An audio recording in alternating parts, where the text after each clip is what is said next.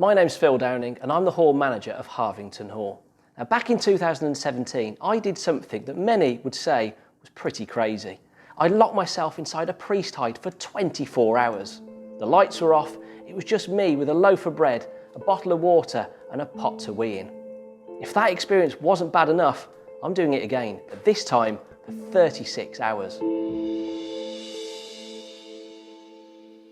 I've brought you into Dr. Dodd's library, which is the smallest room of Harvington Hall, and close by is one of the most ingenious priest hides in England.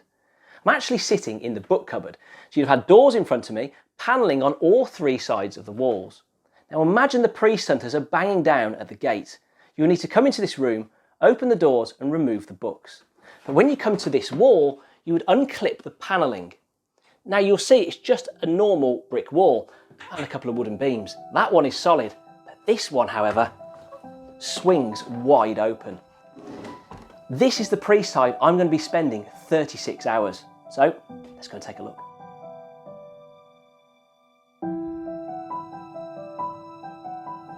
Some of you are probably thinking, what on earth is a priest hide?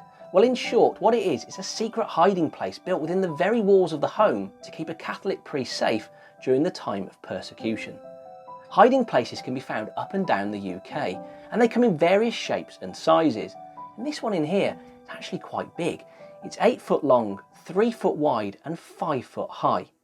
You'll notice there's some lights on in here now, but this certainly wouldn't have been the case.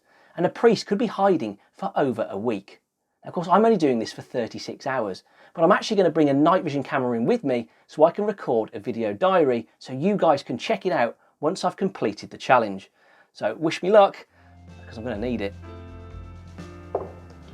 Now you're probably all thinking, why?